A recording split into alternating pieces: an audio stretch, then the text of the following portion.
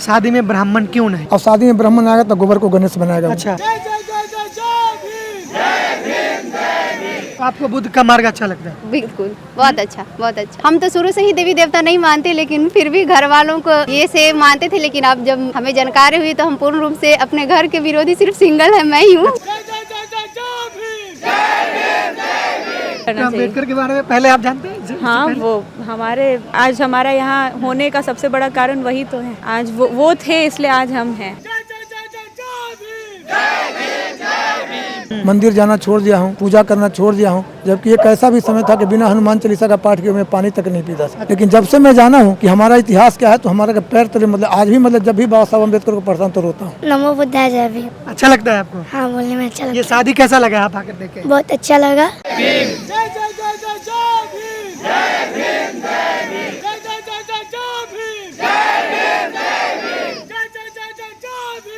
बुद्धं नमामि, धम्मं नमामि।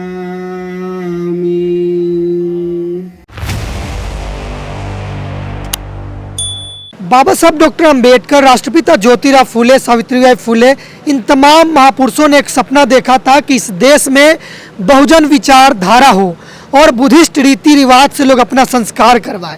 देखिए, एक शादी समारोह में इस वक्त हम पहुंचे हैं और यहाँ पर देखिए भारत का संविधान की प्रस्तावना की जो पोस्टर होते हैं यहाँ पर लगाए गए हैं और ये शादी समारोह की तस्वीर है।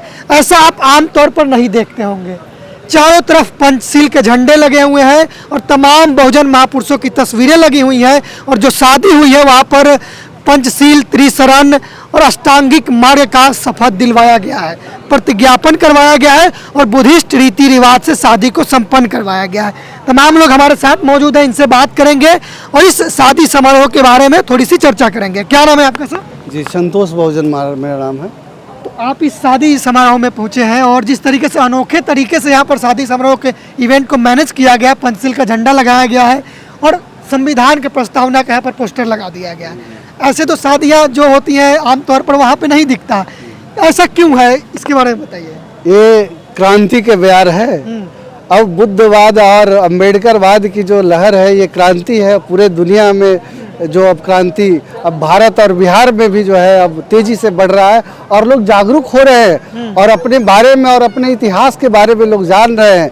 और इसीलिए ये बदलाव दिख रहा है कि अब अपने विधि व्यवस्था, अपने जो बुद्ध रीति रिवाज है, बुद्ध परंपराएं हैं, वो फिर से पुनर्जीवित हो चुकी हैं और बाबा साहब का जो बातें, ज्ञान है, अभी सभी लोग अपनाना शुरू कर दिए हैं और इसी के लिए ये बदलाव शुरू है। आज के दिन में ये ऐतिहासिक जो दिन है, ये सभी आप बुद्ध के रीति रिवाजों को आप देख पा रहे हैं।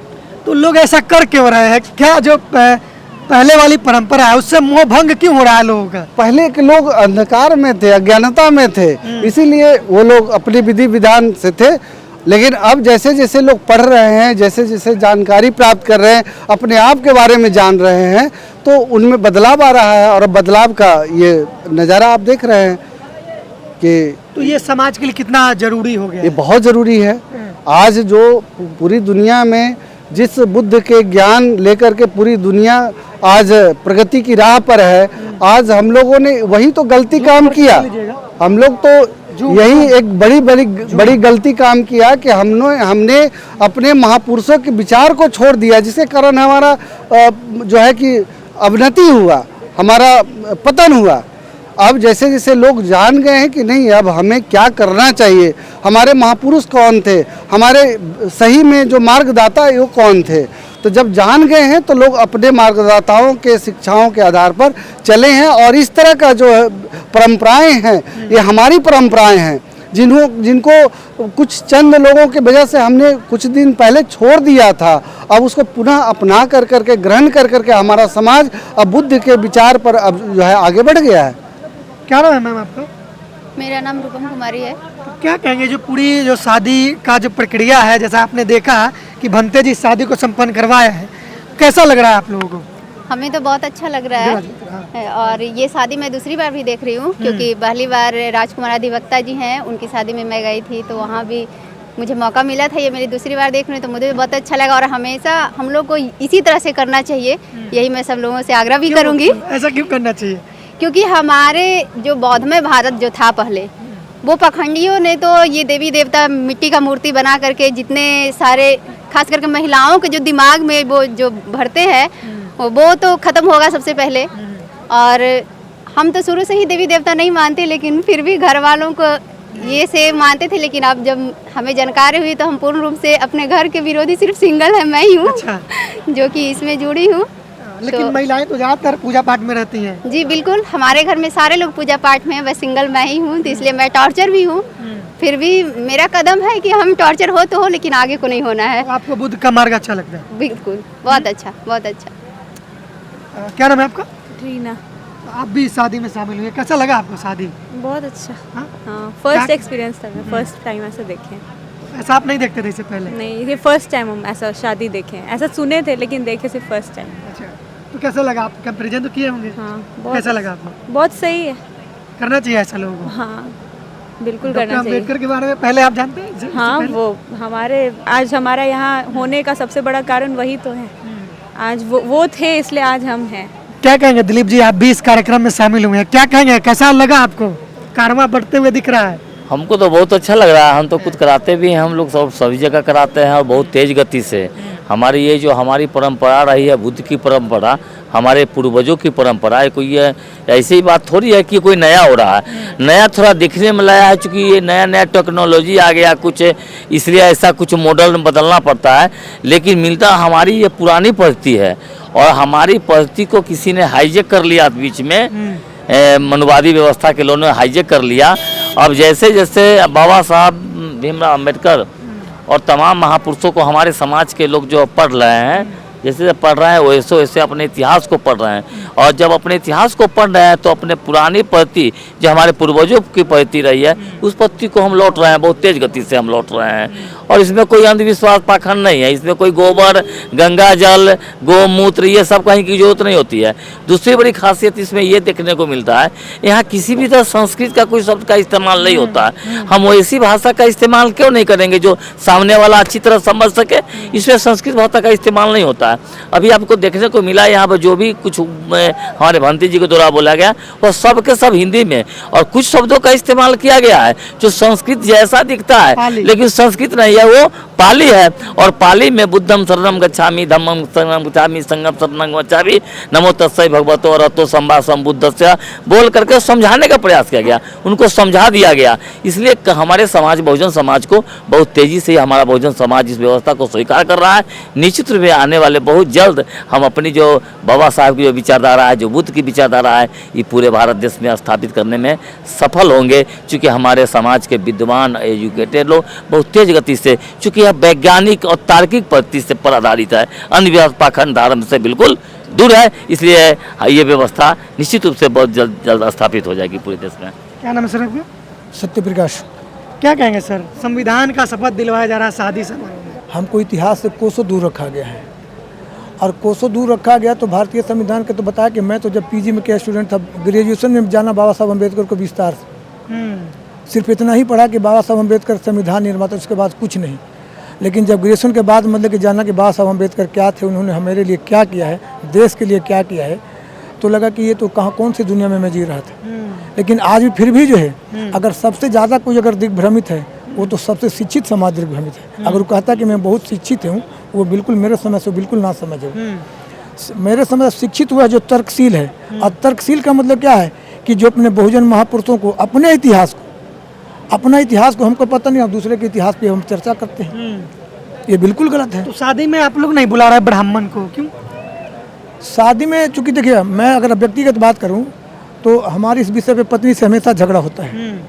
क्योंकि क्या है ना, मैं जब से होश संभाला हूँ, मंदिर जाना छोड़ दिया हूँ, पूजा करना छोड़ दिया हूँ, जबकि एक ऐसा भी समय था कि बिना हनुमान चालीसा का पाठ किए मैं पानी तक नहीं पीता था। अच्छा। लेकिन जब से मैं जाना हूँ कि हमारा इतिहास क्या है, तो हमारा पैर तले मतलब आज भी मतलब जब भी बाबा साहब अम्बेडकर को पढ़ता हूँ तो रोता हूँ। अब सोचिए, कहने का मतलब क्या है कि जो बाबा साहब ने जो दिन बिताया जो है, वो अपने लिए नहीं, उनके 5 बच्चे, पत्नी मतलब भूख और मतलब दवाई के बिना मर गए थे, लेकिन फिर भी उन्होंने इसकी बात की चिंता नहीं की। और दूसरा आदमी तो अगर जरा सा भी कष्ट होता तो अपने छोड़ के चला था कि नहीं, मेरा बच्चा बीमार है, मेरी पत्नी बीमार है, ये शादी छोड़ के चला जाएगा वो। सवाल मेरा ये था कि शादी में ब्राह्मण क्यों नहीं, शादी में क्यों ब्राह्मण नहीं बुला रहे हैं? शादी भंते जी में को बुला रहे हैं। भंते जी को बुला इसलिए, चूंकि क्या है ना, अब चूंकि क्या है कि हम पढ़े लिखे लोग हैं, अब शादी में ब्राह्मण आएगा तो गोबर को गणेश बनाएगा। अच्छा, अब गोबर को गणेश होता है, कहाँ तक तर्क संगत गोबर है? गणेश नहीं बनेगा। कैसे बनेगा वो? गोबर को गणेश कैसे बनेगा? वो एक संस्कृत में उसमें एक मंत्र बोला कि ओम गुंग हवा में है, ये क्या बताता, कहता कि आप गूंगा हो और उसके बाद जो भी तुमको है वो सारा मतलब कुछ मेरे हवाले हो। तो आखिर जो है उसी के कड़ी में मतलब क्या था, देवदासी प्रथा हमारे क्या था, देवदासी प्रथा थी। क्या भाई, हम अनपढ़ मतलब के लोग, हमारे उस समय जमाने के लोग थे, तो क्या था भाई, जब भी अगर इसलिए नहीं बुलाते हैं आप लोग, इसलिए उनको नहीं बुलाते हैं। नहीं, इसलिए नहीं कि अब चूंकि हम पढ़े लिखे हैं, तो हम जानते हैं कि शादी में क्या है। शादी जो है भाई मतलब कि गोबर को गणेश बना के शादी मतलब कि नहीं बनाना है हमको। जो है अगर जैसे कि कहा कि भाई हम यहाँ पर PhD हैं, विद्वान है, सारा कुछ है, तो संस्कृत के या सुलह के पढ़ो तो पढ़ो ना कि शादी क्या है, समझाओ हमको कि शादी क्या है।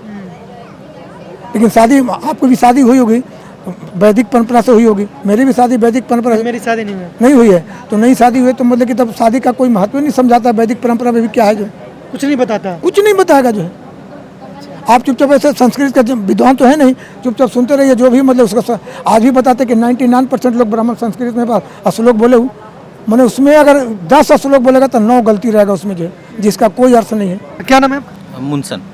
क्या कहेंगे आप शादी देखे, कैसा लगा आपको शादी? बहुत अच्छा शादी था, लेकिन ये मेरे लिए नया शादी नहीं है। अच्छा, मतलब आज से 30 साल के लगभग पहले मम्मी पापा का भी ऐसा ही हुआ था, लगभग और इससे भी छोटा था। और फिर 2006 में मेरे चाचा का भी हुआ, तो 5 से 6 मिनट का शादी था।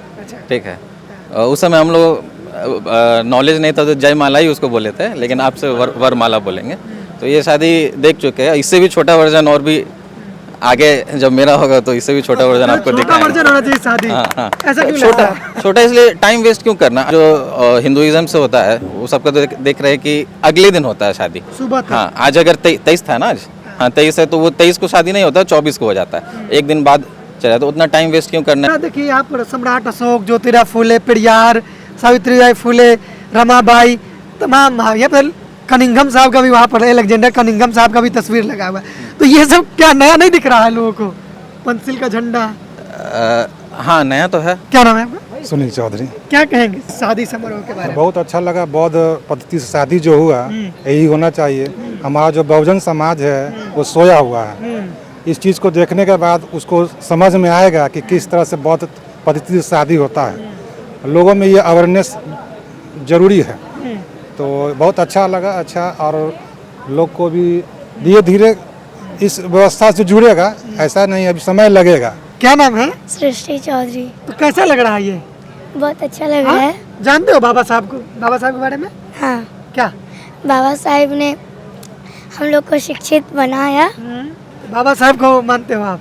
हाँ गौतम बुद्धा को?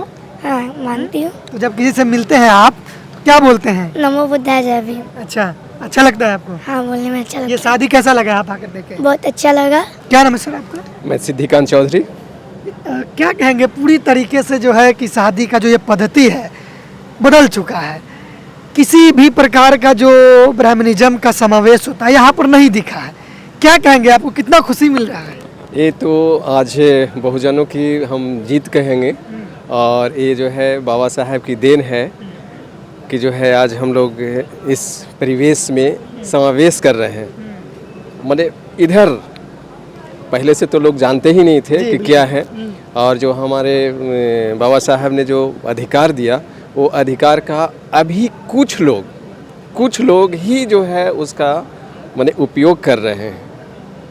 और ये मैं मानता हूँ कि बाबा साहब ने जो बौद्ध धर्म का जो है ग्रहण किए, तो ये प्राकृतिक और साइंस का ही देन है। बाकी तो आप जान ही रहे हैं, मैं भी जान रहा हूँ कि भाई पत्थर पूजने से क्या होता है। जब मैं छोटा था तो पिताजी बोलते थे कि जाके महादेव जी पर जल चढ़ा लाओ, क्योंकि पत्थर क्या देगा, जो कि उसमें छोटा थे फिर भी कहते थे कि पत्थर क्या देगा।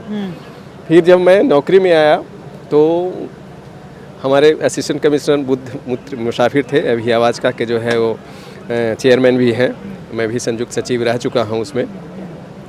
तो वो पहली बार मुलाकात हुई तो मैं एक यंत्र पहने हुए था, तो ताबीज। तो बोले कि ये क्या है, पहली बार पोस्टिंग हुई थी, ये क्या है? हम कही सर ये ताबीज है। तो इससे क्या होता है? हम कही सर जो है ग्रह गोचर जो है अति होता है। वही बताइए कि आप कैसे गए? हम कि मैं एसएससी से गया हूँ सर, ऑल इंडिया मेरा 6ठा रैंक था। तो बोले कि जनरल कोटा में था कि एसी कैटेगरी में था? क्योंकि सर एसी कैटेगरी में तो नहीं, जनरल कोटा में थे, लेकिन ये बताइए कि रिजर्वेशन मिला या नहीं मिला? क्योंकि सर तो रिजर्वेशन तो है ही, छात्रवृत्ति भी मिलता था। हम कि हाँ सर मिलता था। तो ये बताइए कि फिर जो है बाबा साहब की चर्चा होने लगी, तो हम लोग को 11 बजे से 11 बजे रात्रि तक जो है हम लोग को क्लास चलता था, मैंने काम करते हुए। उसके बाद में जो है इसमें हम 19 में जुड़े, और ये आपके रामेश्वर जी और राजेश जी, ये भी जी हम लोग के साथ में जुड़े, और जो है ये कारवां आगे बढ़ते गया। और ये आज की जो कारवां है, तो हमें ये लग रहा है कि अभी भी मूल निवासी जो हम लोग हैं वो 5% ही इसमें जो है सक्षम रूप से भागीदारी कर रहे हैं। और अभी भी देखें यहाँ पर भी कि जो पढ़े लिखे भी लोग हैं वो भी कह रहे हैं कि ये क्या है। और भैया समझिएगा तब, पढ़िएगा तब। जब मैंने इतिहास नहीं पढ़ा तो हमें कोई जानकारी नहीं होगी। तो हम लोग को जो सबसे पहली बात है कि हम लोग को इतिहास की जानकारी होनी चाहिए कि हमारे पूर्वजों ने क्या झेले, और झेलने के बाद में हमारे बाबा साहब ने क्या झेले। जिस दिन हम लोग को ये जानकारी हो जो कि झेलना क्या होता है, जैसे मैं भी झेला हूँ। जब स्कूल जाते थे तो कहते थे कि अरे अरे, मतलब जाति सूचक संबोधन करते हुए कहता था कि अरे पढ़ के क्या करोगे। तो मेरा जो है गृह जिला जहानाबाद है, और मेरा पोस्टिंग अभी इनकम टैक्स में, मैं इंस्पेक्टर हूँ। तो गया में तो बोर्ड लगा हो रहता था, नेम और डिजिग्नेशन। तो नेम और डिजिग्नेशन पढ़ के कहता था कि अरे तुम वही लड़का हो। तो जो शिष्टाचार होता था, शिष्टाचार पैर छू करके मैंने प्रणाम किया। तो बोला कि कैसे आ गया? हम कह रहे भाई पढ़े, और ये अधिकार मेरा था। उनको बिलीव नहीं हो रहा था। अच्छा। तो ये सब जो है मैंने अभी भी देखने के लिए मिल रहा है। जिस दिन मैंने ज्वाइन किया था उस दिन भी जो है बोले कि रिजर्वेशन से आया हो, तो उनको मैंने जवाब दिया। तो मतलब जातिवाद का खत्म करने के लिए, जाति प्रथा खत्म करने के लिए बुद्धिज्म जरूरी है, बहुत जरूरी है। और मैं ये आशा करता हूँ कि जैसे मेरे यहाँ छोटे बच्चे हैं, चाहे जहाँ छोटे बच्चे हैं, तो उनको जो है ज़्यादातर जो है इस पर जो है मैंने होना चाहिए। और स्कूल में नेसेसरी, अनिवार्य रूप से जो है संविधान को पढ़ाना चाहिए।